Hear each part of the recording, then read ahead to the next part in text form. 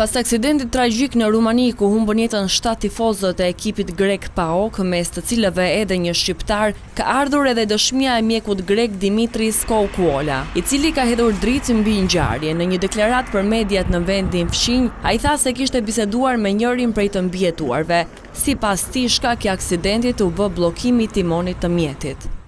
Timoni u bllokua gjatë parakalimit për shkak të sistemit të ndihmës së korsisë. Fola me 2 nga 3 të lënduarit. Pacienti i cili është më mirë se të gjithë dhe me dëmtimet më të lehta ka disa fraktura në gjymtyrët e poshtme. Më tha se diçka ka ndodhur me sistemin e ndihmës për korsin. Pati një tejkalim, ai bllokoi asistentin e korsisë dhe bllokoi timonin. Iku, humbi kontrollin e makinës sepse diçka ndodhi me asistentin e korsisë. Ndihma për korsin u aktivizua dhe shoferi nuk mundi të rivendoste kursin e makinës.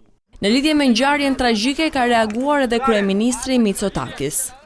U trondita thellësisht kur mësova për aksidentin tragjik në Rumani që mori jetën e 7 bashkëanëtarëve tanë të rinj. Qeveria greke dhe ambasada jon janë në bashkëpunim të drejtë për drejtë me autoritetet lokale, duke ofruar të gjithë mbështetjen e mundshme në këto kohë të vështira.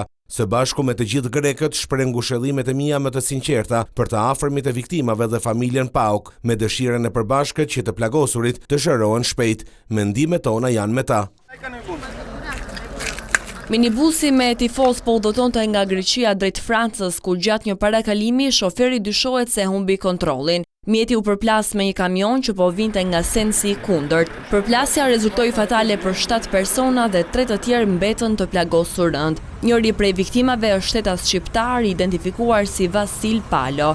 Ngjarja ka shkaktuar tronditje të mëdha në komunitetin e tifozëve të PAOK dhe jashtë.